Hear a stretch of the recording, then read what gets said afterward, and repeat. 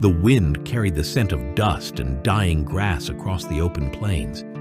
It was the kind of evening when the sky burned orange, fading slowly into indigo, and the cicadas began their restless song. On the edge of that horizon, framed by the last light of day, a lonely figure trudged forward, a drifter with shoulders hunched and boots worn nearly to their soles. His name, though few cared to ask anymore, was Ethan Cole. He walked like a man chased by memories rather than men, yet he carried the tension of someone who had learned never to rest easy. His coat was threadbare, hanging loosely on his lean frame, and the revolver at his hip seemed more a burden than a weapon. For days, he had followed the river north, hoping for work, hoping for food.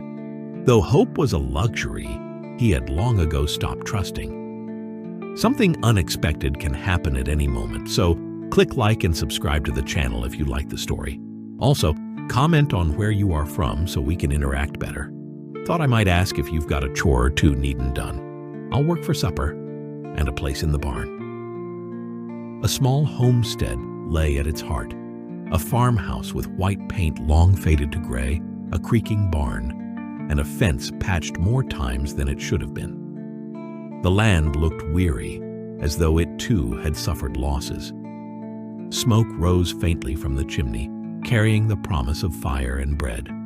Inside the farmhouse, Clara Whitmore wiped the flour from her hands onto her apron and stared out the window. She was 26, though hardship had carved a maturity into her features beyond her years. Her late husband, Thomas, had died 2 winters ago, leaving her with debts, the farm, and a silence that had only grown heavier with time. Some days she spoke aloud just to hear her own voice fill the empty rooms. When Clara spotted the stranger approaching down the dirt road, her breath caught. Strangers seldom came this way anymore, and when they did, they often brought trouble. She tightened her shawl around her shoulders and felt her heart beat faster, not in excitement, but in caution. The farm had little left to give, and she could not afford to be robbed of what remained. Ethan stopped at the edge of the fence, resting one calloused hand against the wood as though asking permission without words. His hat dipped low over his eyes, his voice rough when he finally spoke. Finally, she gave a short nod. "There's wood that needs chopping out back. If you're half as handy with an axe as you are with a revolver, maybe we'll both get something out of this arrangement." A faint, almost disbelieving smile touched Ethan's lips, the kind of smile of a man unaccustomed to kindness. "Much obliged, ma'am." By the time the stars were out, the sound of axe striking wood echoed through the farmstead. Clara watched from the porch, arms wrapped around herself. Ethan worked with quiet determination, splitting logs with a steady rhythm. He didn't boast, didn't speak unless spoken to, and never once glanced her way longer than politeness allowed. Yet in the glow of moonlight, she noticed the lines of exhaustion etched deep into his face, the weight of miles and regrets carried in his every movement. When the chores were done, she served him a bowl of stew at the wooden table. Ethan ate slowly, savoring every bite as though it were the finest meal he'd had in years. Clara found herself studying him in the silence, the way his hands dwarfed the spoon, the way his eyes seemed always fixed on something far away, even as he sat across from her. The night ended with Ethan bedding down in the barn, the sound of the horses shifting softly around him. Clara returned to her room, lying awake beneath the quilt. For the first time in a long while, she felt a strange stirring. Not trust, not yet, but the faint spark of curiosity. Who was this man who had wandered into her solitude, and why did her heart, long dormant, feel the faintest tremor when she thought of his weary smile? The prairie wind whispered against the windows. The morning broke with a pale light, washing the prairie in shades of gray before the sun's gold could find its way across the horizon. Clara Whitmore rose early, as she always did, her hands stiff from years of labor. She moved through the kitchen with a quiet rhythm, her bare feet brushing against the wooden floorboards worn by generations before her. The house smelled faintly of coffee and ash from the fire she had rekindled. She poured a cup into a chipped mug and paused by the window. Out by the barn, she caught sight of Ethan Cole. He was awake before dawn, as if sleep itself were a luxury he couldn't afford. He leaned against the corral fence, hat pulled low, staring out at the emptiness of the plains. His silhouette looked carved out of stone, lonely, steady, and impossibly far away, even while standing just across the yard. Clara found herself studying him longer than she meant to. Something about his stillness unsettled her. Men she had known were full of noise and movement, boasting and filling the air with words. Ethan carried silence like a cloak, and silence was harder to read. When she stepped outside, the cold morning air bit against her skin. "Coffee's hot," she called softly. He turned, touched the brim of his hat in acknowledgement, and walked toward her with the slow, deliberate gait of a man who never rushed without reason. As he accepted the mug, their fingers brushed, just briefly. Clara pulled back quickly, chiding herself for noticing the warmth of his hand. "You sleep well?" she asked. He sipped before answering. "Been on the road too long. A barn and a roof over my head feels near enough to heaven." Clara allowed herself a small smile, though she kept her gaze on the ground. For the first time in months, the morning felt less hollow. Yet unease still tugged at her. A drifter brought stories with him, and stories carried weight. By midday, Ethan had taken it upon himself to mend the broken fence posts along the north side of the property.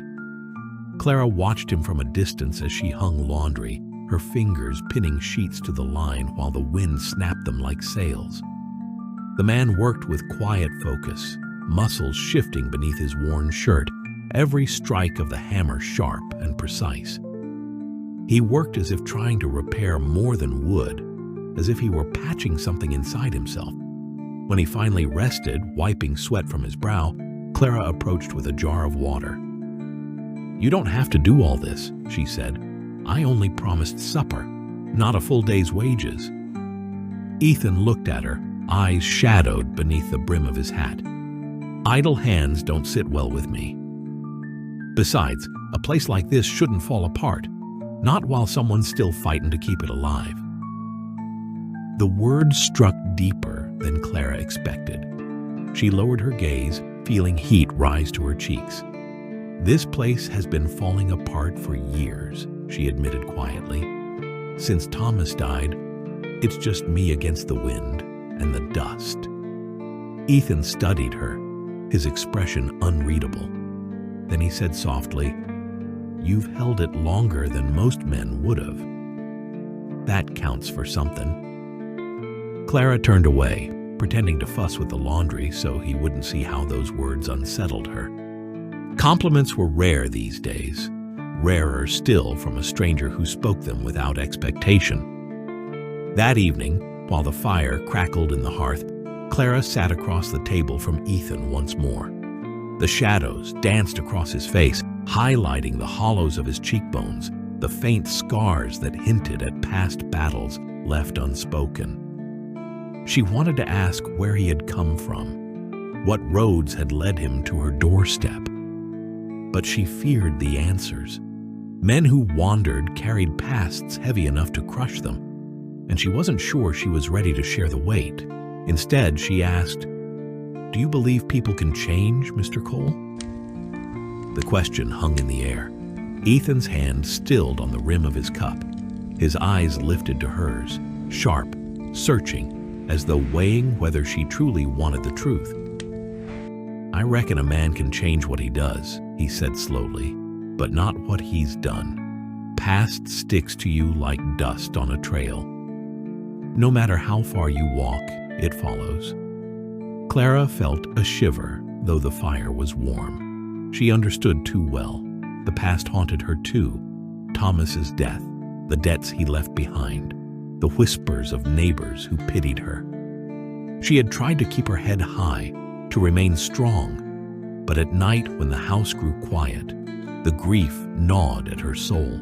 Their eyes met across the flicker of firelight, and for a moment the silence between them carried something fragile. Not trust, not yet, but the faintest recognition. Two souls bound by burdens neither had chosen, each searching for a place where the past might loosen its grip. Outside, the prairie wind howled against the shutters. Somewhere in the distance, coyotes called, their cries sharp and lonely. Clara glanced toward the window, unease rising in her chest. Ethan noticed. His hand drifted unconsciously toward the revolver at his side. "You get trouble out here often?" She hesitated. "Sometimes." "There are men who think a widow alone is easy prey." Her voice wavered, but she steadied it. "I've managed so far." Ethan leaned back, gaze fixed on the dark beyond the window. His jaw tightened. "If trouble comes," he said quietly, "it won't find you unprotected." Clara's breath caught. She wasn't sure whether to be relieved or afraid. This man, this stranger, carried danger in every line of his frame. Yet in that moment, she felt safer than she had in years. And that realization frightened her more than the coyotes' cries. That night, after Ethan returned to the barn, Clara lingered by the window. The lamp flickered, casting her reflection over the glass. Beyond it, she could see him lying on the hay, hat tilted over his eyes, revolver within reach. Even in sleep, he carried the look of a man ready for war. She pressed her hand against the glass, her heart twisting with confusion. Why had fate brought him here, to her lonely farm? And why did part of her, the part she had buried since Thomas's death, ache for him to stay?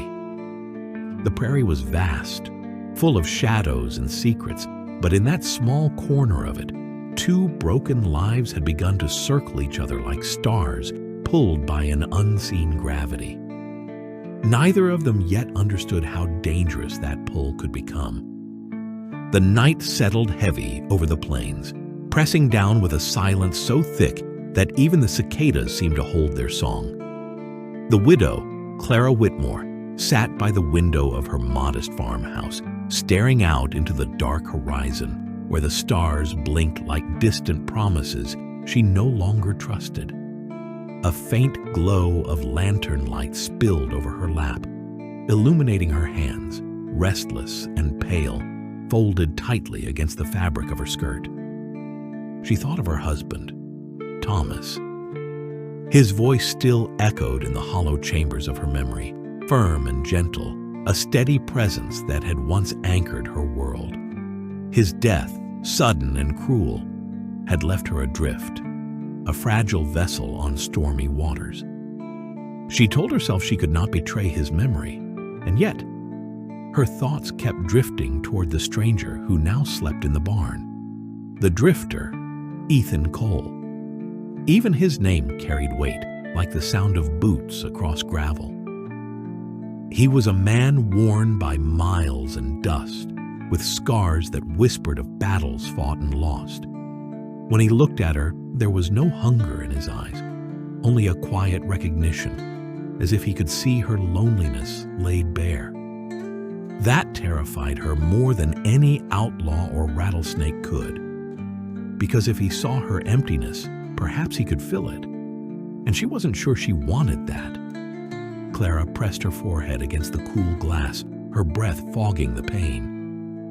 What right did she have to feel her heart stir again? In town, the gossip still called her the faithful widow, a woman too devoted to let another man's hand brush her cheek. She had played the part so well. But tonight, with the drifter under her roof, her heart refused to obey. The walls of the farmhouse seemed to lean closer, listening to her thoughts. The wooden floor creaked beneath her slippered feet as she paced the small room. Every shadow felt alive, tugging at her conscience. She remembered the warmth in Ethan's voice when he thanked her for supper, the way his eyes softened at the mention of her late husband. That gentleness was unexpected, almost dangerous, because it awakened something inside her she thought had been buried in Thomas's grave. Outside, the wind rattled the dry grass. The old oak by the well moaned against its own weight, a sound like grief itself. Clara stepped away from the window and sank onto the edge of her bed. She buried her face in her hands. "Lord, forgive me," she whispered.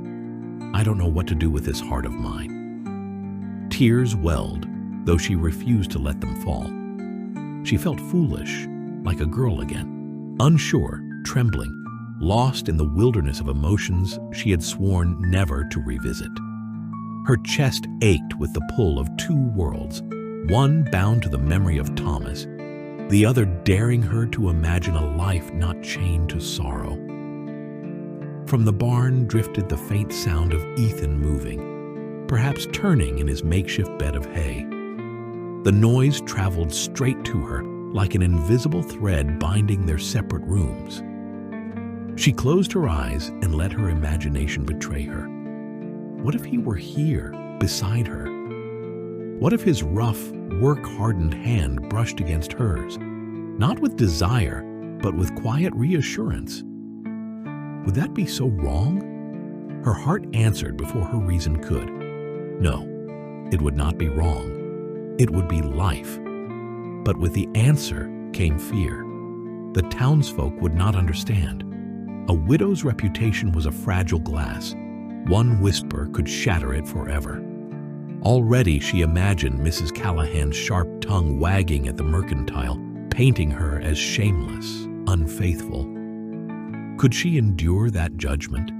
Could she survive the loss of her carefully built shield of mourning? The lantern flickered, casting her shadow long against the wall. She rose and walked back to the window. The moon hung high now, silvering the land in a way that made even the roughest stones appear gentle. Clara pressed her hand against her chest, feeling her heartbeat race. She realized then that her greatest fear was not gossip, nor loneliness. It was that she might let this moment slip away and never know if her heart still had the strength to love. And somewhere in the distance, beyond the safety of her small farm, a wolf howled. The sound carried on the wind, low and haunting, like a reminder that danger lingered on the horizon. But inside her chest, another battle raged louder. The fight between memory and desire, between grief and hope. For the first time since Thomas's death, Clara dared to whisper the truth to herself. She wanted more than survival. She wanted to feel alive. Morning came gray and heavy, the kind of dawn that carried unease in its silence. The prairie usually woke with the chatter of meadowlarks, the groaning of wood as the sun warmed it, and the far-off hum of ranch hands calling to their herds. But that morning, Clara Whitmore sensed something different before she even opened her eyes. The air felt charged, restless. She pulled on her shawl and stepped outside. The land stretched endless around her, golden fields now touched with the faint silver of dew. The barn stood sturdy but quiet, a lone sentinel against the wild plains. Inside, Ethan Cole had been awake before her. She could tell by the faint tendrils of smoke curling from the chimney where he had already stoked the fire. A man like him never truly slept, only rested with one eye half open, as though expecting the world to turn against him. Clara found him by the well, sleeves rolled high on his forearms, filling buckets with a strength that seemed both effortless and necessary. His presence, solid, dependable, should have been reassuring. But the knot in her stomach told her this peace was about to break.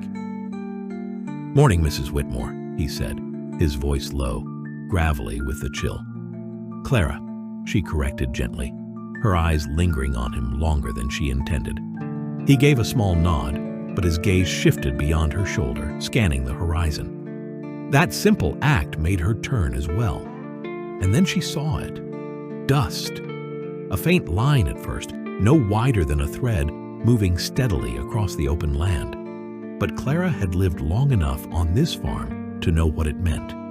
Riders, several of them, coming fast. Her pulse quickened. Memories of Thomas's warnings came rushing back. Bandits, claim jumpers, men who thrived on taking what wasn't theirs. Her farm wasn't much, but it was something, and something was always enough to draw trouble. Ethan set the bucket down, his jaw tightening. "You expecting company?" "No," Clara whispered. The word carried with it more dread than denial. Ethan didn't speak again, but she could see the shift in him. The way his body stilled, coiled like a predator readying itself. He scanned the barn, the tools by the fence, the rifle leaning against the porch rail. This was a man accustomed to trouble, a man who read danger like scripture. The riders drew closer, the dust thickening until shapes emerged. 5 men, maybe 6. Their silhouettes grew sharper with every heartbeat. Wide-brimmed hats, long coats, the sun glinted on metal at their sides. Clara's throat went dry. "What do they want?" Ethan's eyes narrowed. What men like that always want. Something that ain't theirs, fear gripped her chest. But beneath it, something else stirred. Resolve. She wasn't the same woman she had been when Thomas was alive. Grief had hardened her edges. Loneliness had forced her to survive. And now, staring at those riders, Clara knew she couldn't crumble. Not again. Still, her hand trembled as she reached for the rifle. Ethan stepped forward, steadying it with his own hand, his touch warm and grounding. Their eyes locked, and for the briefest moment, she felt safe. But safety was an illusion. The men arrived in a cloud of dust, their horses snorting, hooves pounding the earth like drums of war. The leader, a tall figure with a scar dragging across his cheek, reined in close to the porch. His eyes, pale and cold, flicked from Clara to Ethan and back again. "Morning, ma'am," he drawled, voice sharp as a knife. "Mighty fine place you got here. Shame if anything were to happen to it." Clara straightened her spine, though her hands trembled at her sides. Ethan moved slightly in front of her, not enough to silence her, but enough to remind the strangers she wasn't alone. The outlaw's grin widened, cruel and deliberate. "We're just passing through, but we find ourselves thirsty. Thought maybe you'd be hospitable." It wasn't a request. It was the opening of a trap. Clara's heart thundered. She wanted to scream at them to leave, to curse their intrusion. But the weight of their presence pressed her tongue against her teeth. Then Ethan spoke, calm, firm, but with a steel edge she hadn't heard before. "You'll get your water. Then you'll move on." The men chuckled, low and mocking, their laughter crawling like snakes through the air. The scarred leader leaned forward in his saddle, eyes fixed on Clara. "And what about the lady of the house? Hospitality's more than water, ain't it?" Clara's stomach twisted, shame and fury igniting all at once. For a moment, she couldn't breathe. Ethan's stance shifted. He didn't touch her, but his presence burned like a wall between her and the filth dripping from the outlaw's voice. Her dilemma rose like a tide within her chest. Here was the choice she feared most: to remain silent, hiding behind others, or to stand, to find her voice even when fear gripped her throat. For years, she had lived in shadows, first as Thomas's dutiful wife, then as the grieving widow, the subject of whispers and pity.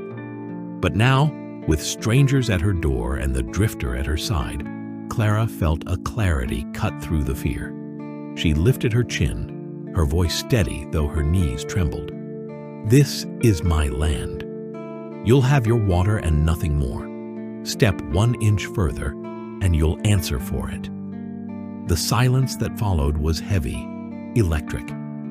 The men shifted uneasily in their saddles, surprised by the steel in her tone. Ethan didn't look at her, but she saw the faintest flicker of respect cross his face.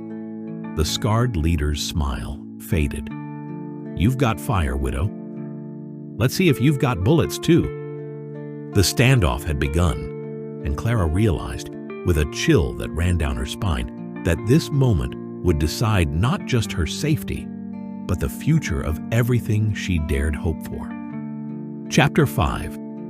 The air around the farmhouse seemed to stop breathing. Not even the wind dared move as the 6 riders lingered at the porch, their leader's pale eyes locked on Clara like a predator weighing the worth of its prey. Ethan Cole stood unmoving, his shoulders squared, his right hand resting near the butt of his revolver. To Clara, it felt as though time had frozen into a taut string, stretched so thin that the slightest tremor might snap it, and with it, their lives. The scarred outlaw smirked, spitting into the dust. Bold words for a woman without a man. The insult burned, but before Clara could respond, Ethan's voice cut through the tension like a blade. "She has more courage than 6 of you put together." The leader's eyes narrowed, his hand twitching near his holster. For a heartbeat, the world shrank to a single point, the twitch of a finger, the shift of a boot. Clara's pulse thundered in her ears, then it broke. The outlaw drew first, but Ethan was faster. The crack of his revolver shattered the silence, the echo rolling across the fields. The scarred man jerked back, his hat flying as blood streaked his cheek. He hadn't been killed, but marked, a warning carved by lead. The other riders shouted, chaos erupting. 2 dismounted, rushing the porch with pistols drawn. Clara's breath caught, her hands clutching the rifle she barely knew how to hold. Ethan barked, "Inside, now!" But something in her rebelled. Number. She would not hide. Not again. With shaking hands but blazing eyes, Clara raised the rifle. The first outlaw to charge the steps met her gaze. Then the barrel's fire. The shot roared, throwing her back with its force, but the man dropped in the dust. The second froze, startled that the widow had teeth. Ethan fired again, driving the rest back toward their horses. Dust exploded as hooves kicked, men cursing, shots ringing wild. The farmhouse trembled under the fury of it all, wood splintering as bullets struck. Clara pressed her back to the doorframe, chest heaving, the rifle trembling in her arms. She had taken a life. The weight of it clawed at her, but somewhere beneath the horror was something else. A fierce, terrifying pride. The scarred leader, clutching his bleeding face, spat curses and hauled himself onto his horse. His voice rang venomous across the yard. "This ain't over, widow. We'll be back, and when we come, we'll burn it all to the ground." With that, the gang wheeled their horses and thundered off, leaving only dust, silence, and the stench of gunpowder. Clara's knees buckled, and she collapsed onto the porch, the rifle slipping from her grasp. Ethan was beside her in an instant, kneeling, his hands steadying her shoulders.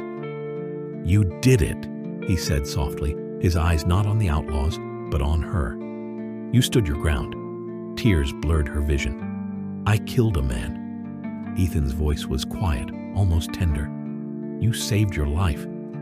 You saved your home. That ain't killing. It's surviving." The words sank into her chest, heavy but strangely freeing. For so long, she had carried the weight of loss, of loneliness, of silence. Now she felt something shift, as though she had been reborn in fire. But even in that fragile moment, a shadow lingered. She turned to him, searching his face. "Why did you stay?" A drifter could have walked away. Ethan's jaw tightened. He looked toward the horizon, where the dust of the riders still hung like a bruise against the sky. Then he met her eyes, and the truth came. "Because I know those men." His voice was low, haunted. "I used to ride with them." Clara's breath caught. The world seemed to tilt. The man who had defended her, who had stood like a wall between her and ruin. He had once been one of them. "I left," he continued quickly, his eyes burning with shame. "Years ago. I couldn't stomach the blood, the cruelty. I wanted to disappear. But men like that, they don't forgive betrayal." Silence stretched between them, heavy with revelation. Clara's heart twisted. Part of her recoiled at the thought, the image of him among those wolves. And yet, she saw the man before her, not the ghost of who he had been. The way he had fought to protect her, the steadiness of his hands, the sorrow in his eyes. Finally, she spoke, her voice trembling but sure. "Then maybe you didn't just save me today, Ethan. Maybe this was the day you saved yourself." For the first time, his hardened features softened, and something unspoken passed between them, an understanding deeper than words. That night, after the dust of the day had finally settled and the house fell into silence, Clara and Ethan lingered by the fire until words no longer carried what they felt. One look was enough, the kind that stripped away grief, fear, and the long years of loneliness. When his hand found her cheek and her lips met his, it was as if the world outside ceased to exist. They stumbled together toward her room, the weight of sorrow giving way to the urgency of life. In the darkness, where only the warmth of their bodies spoke, the widow and the drifter found not escape, but renewal. Two broken souls, binding themselves in the oldest promise of all, that neither would face the night alone again. Their kiss deepened, trembling at first, then fierce, as though both had been starved for far too long. Clara's fingers slid into Ethan's hair, pulling him closer while his arms wrapped around her with a strength that promised safety, yet carried a tenderness she hadn't thought possible. The fire in the hearth burned low, casting golden shadows that danced across the walls as they crossed the threshold into her room. Clara's heart raced, not from fear, but from the staggering realization that she was alive, and that life was reaching for her in Ethan's touch. He paused for a moment, his rough hand brushing her cheek, his eyes searching hers as if asking permission. She answered with a nod, soft but sure, her breath warm against his lips. The layers of loneliness, years in the making, fell away, as garments did. Each touch was deliberate, reverent, as though they were rediscovering what it meant to be human, to be whole again. The widow, who had once resigned herself to silence and sorrow, now yielded to the pulse of her own longing. And the drifter, who had once carried only guilt and exile, now found absolution in her arms. When they lay together at last, the world outside could have burned, and neither would have cared. For in that moment, there was no past to haunt them, no outlaws riding the horizon, no tomorrow to fear. Only the rhythm of two hearts finding each other in the quiet of the night, beating in unison, steady and true. And as Clara drifted against his chest, her hand resting over his heart, she whispered the truth neither had dared speak until now. "You're home."